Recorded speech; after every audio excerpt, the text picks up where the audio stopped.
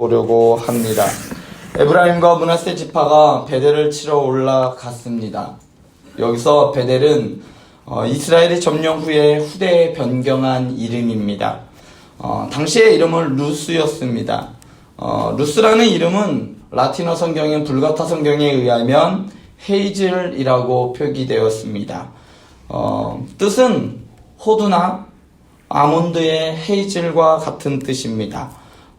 커피를 즐기시는 분들은 아시겠지만 헤이즐넛이라는 것을 만드는 재료이기도 합니다. 그래서 도시 이름이 헤이즐이었습니다.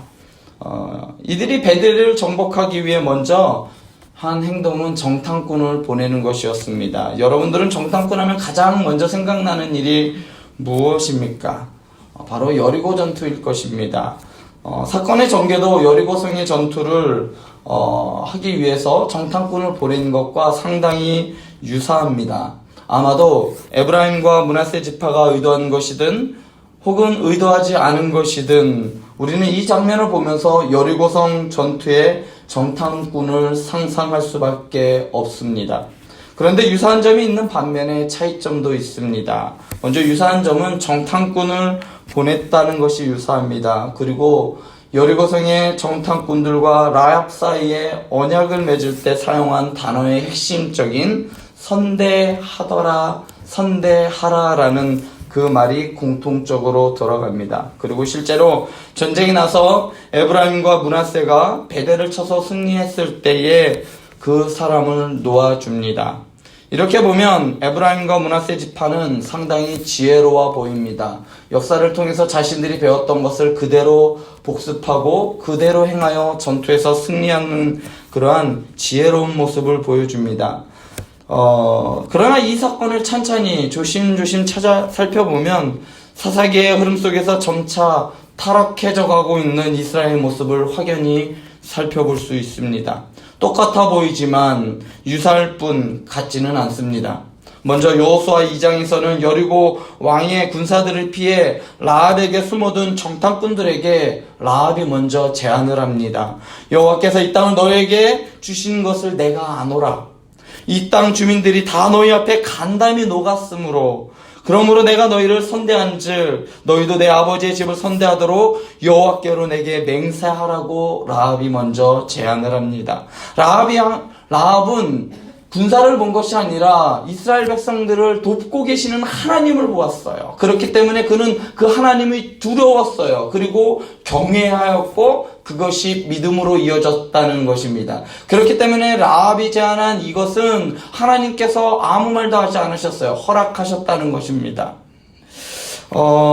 라합이 지금 당장 눈앞에 보이는 그 죽음 때문에 동족과 민족을 배반한 것이 아니라 살아계신 하나님 때문에 하나님을 믿었기 때문에 그렇게 하였던 것입니다. 또한 라합과 이스라엘 정탐꾼 사이에 맺은 언약은 구원의 언약이며 이스라엘 백성이 되겠다는 약속이지 살기 위한 수단이 아니었습니다. 살기 위함이다라면 솔직히 말해서 눈에 보이는 여리고성 왕을 믿는 것이 더욱더 안전합니다. 그리고 정탐꾼을 신고를 해서 그래도 신분 상승을 꾀하는 것이 더 현실적일 수 있습니다. 누더기를 걸친 이스라엘 백성들을 믿는 것보다 강한 성을 가지고 있고 강한 군사를 가지고 있던 여리고성을 믿는 것이 더 현실적이란 말이지요. 그러나 라합은 여호와 하나님을 믿었고 그 결과 이스라엘에게 주신 그 구원의 언약이 라합의 족보를 통하여 라합은 다윗의 족보에 이르는 그러한 은혜를 누리게 되었습니다. 그러나 하나님께서는 이스라엘이 적극적으로 가나안 족속들과 언약을 맺지 말라고 하셨습니다. 실제로 사사기 2장 2절에 보면 그때에 그들과 어떤 언약도 하지 말 것이오 라는 말씀은 바로 신명기 7장 2절의 말씀. 그때에 너희는 그들을 진멸할 것이라. 그들과 어떤 언약도 하지 말 것이오. 그들을 불쌍히 여기지도 말 것이며 라고 하나님께서는 단호하게 말씀하셨습니다. 먼저 언약을 제안한 것은 하나님의 이 율법을 어기는 행동이었습니다. 그런데 24절에서 정탐꾼들은 성읍에서 나오는 사람들을 만나 성읍에 대해 안내받은 것을 조건으로 그를 선대하겠다라고 하였습니다. 아까도 라합의 이야기에서 나왔던 이 선대라는 말은 여러분들도 아시는 히브리어 단어 중에 헤세드입니다. 언약과 관계되어 있고 하나님과 인간과의 관계에서 아주 중요한 언약의 관계로 사용할 때 쓰여진 이 헤세드라는 단어는 반드시 언약과 관계되어 있는 단어입니다. 그렇기 때문에 이 정탐꾼들과 이 성문에서 나온 사람들의 관계는 언약을 맺는 그러한 관계가 되는 것입니다.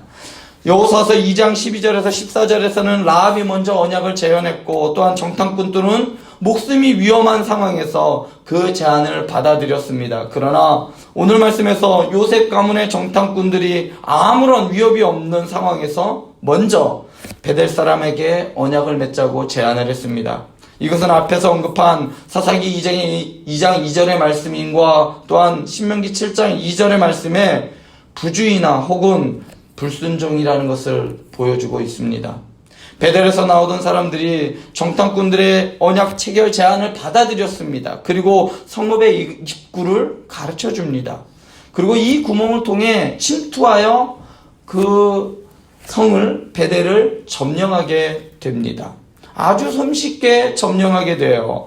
이후에 여리고성을 함락시키고 선대를 베풀어 살려주었던 라합의 가족들은 이스라엘 진영 가운데 머물며 이스라엘과 합류하게 됩니다. 그런데 여기서 나오는 사람은 이스라엘 진영에 합류하는 것이 아니라 햇세람의 땅으로 가서 새롭게 정착을 합니다. 그것으로 끝나는 것이 아니라 그곳의 이름을 다시 루스라고 정합니다. 조금 전에 점령했던 성의 이름은 베델이 아니라 원래 이름은 루스였습니다. 루스라는 것을 분명히 점령했음에도 불구하고 그것에서 살려준 사람이 다른 곳에 가서 루스라는 곳을 다시 세웁니다. 이 말의 뜻은 무엇이냐면 그곳에 있던 그 불씨가 가나안 백성들의 그 불씨가 다시 다른 곳으로 옮겨갔다라는 것이에요. 하나님께서 진멸하라 말씀하셨지만 그것을 어긴 대가입니다. 지금까지 살펴본 말씀을 정리해 본다면 사서해 보이지만 치명적인 내리막의 모습을 보여주고 있습니다. 승리 속에 온전하지 못한 모습을 우리는 발견할 수 있는데요. 첫 번째로 첫날에 살펴본 하나님이 승리를 약속해 주셨던 이 유다 민족은 온 이스라엘 자손을 위해 싸우기보다는 자신의 형제를 위하여 시므온과 서서히 승리의 이익을 나누는 장면을 우리는 3절을 통해 볼 수 있습니다.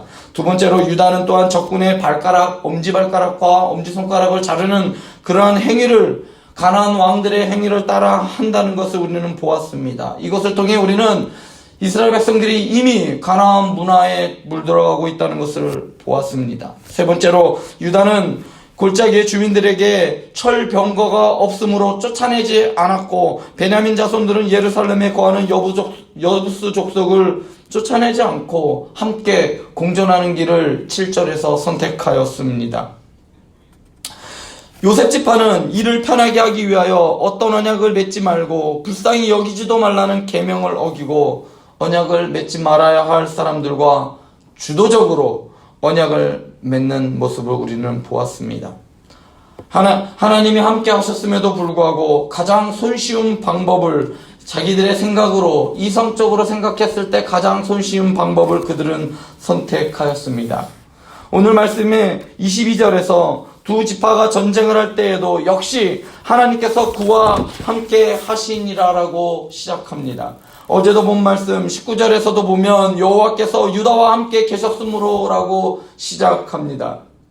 여호와께서 함께 하시는 것이 승리의 근본적인 원인이 맞지만 그것이 자동적으로 완벽한 승리나 사람의 온전한 순종을 보장한다는 것은 아닙니다. 어제와 오늘 말씀은 바로 이 점을 이야기하고 있습니다. 얼핏 보기에는 별달라 보이지 않습니다. 그러나 그 차이는 점차 커지고 나중에 걷잡을 수 없게 되어집니다. 이스라엘의 타락은, 이스라엘의 범죄는 어느 한순간 완전히 무너진 것이 아니라 이렇게 점차적으로 오늘 사사기 1장과 2장을 통해 서서히 진행되었고 하나님을 끝내 버리는 상황까지 오게 되었습니다. 우리가 보기에는 피 흘리는 전쟁을 하지 않고 한 명 정도 살려주고 좋은 정보를 얻어 기습으로 성을 점령하는 것이 현명해 보일 수도 있습니다. 가난한 사람들을 모두 죽이지 않고 적당히 공존의 길을 선택하는 것이 완전히 진멸하여 죽이라는 하나님의 명령보다 인간적이고 훨씬 좋아 보일 수 있습니다. 함께 어우러져 살아가는 것이 더 좋아 보일 수 있단 말입니다. 그러나 여호수아서를 통해 우리는 명백히 보아 알고 있습니다. 하나님께서 약속하신 가나안 땅은 적당히 유사한 믿음을 가지고 들어갈 수 있는 것이 아닙니다. 단 1%의 의심과 불순종이 있었다면 이스라엘 백성들은 그 어느 누구도 요단강을 건너지 못하였을 것입니다. 물이 범람하여 파도가 넘실대는 요단강을 이스라엘 백성들은 믿음으로 한 발을 내딛었고 가나안 땅의 수많은 성들을 넘어 정복할 수가 있었습니다. 그러나 가나안의 문화와 풍요와 쾌락에 취하여 자신들의 조상이 물려준 믿음을 잃어버렸습니다. 여호수아 시대의 이스라엘 백성들은 젖과 꿀이 흐르는 가나안 땅에서 살 수 있는 믿음을 소유하였지만 그들의 후손들은 조금씩 서서히 조상들의 믿음과 신앙을 저버리고 가나안 족속들의 문화와 삶에 점점 동화되어 갔습니다. 결국 그들은 약속의 땅에 합당하지 않은 무늬만 하나님의 백성들이 되고 말았습니다. 우리도 마찬가지입니다. 하나님께서 약속하신 영원한 천국을 바라보고 소망하고 또한 그곳에 들어가기 위해서는 가짜 믿음 가지고는 되지 않습니다. 유사한 믿음 가지고는 되지 않습니다. 적당한 순종으로는 하나님의 심판대 앞을 지나칠 수 없습니다. 온전한 순종과 순결한 믿음으로 가나안 땅을 밟을 수 있었듯이 우리도 짝퉁 믿음이 아니라 온전한 믿음으로 하나님의 나라를 소유할 수 있는 것입니다.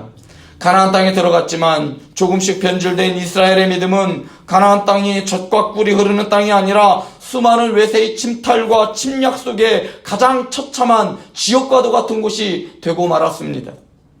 불순종의 모습과 여러분 싸우시기 바랍니다.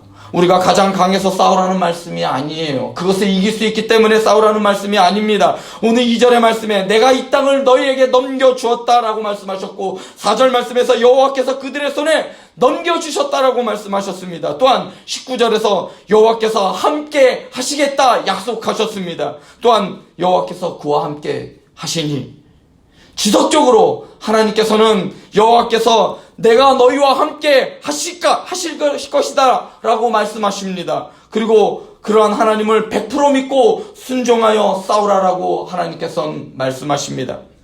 오늘 하루 하나님의 말씀을 온전히 따르기 위해서 치열하게 싸우시기 바랍니다. 그럴 때에 하나님께서 능력을 더해 주시고 여러분들에게 함께하여 주실 것입니다. 오늘도 진짜 명품으로 믿음을 살아내는 저와 여러분들 되실 수 있기를 바랍니다. 기도하시겠습니다.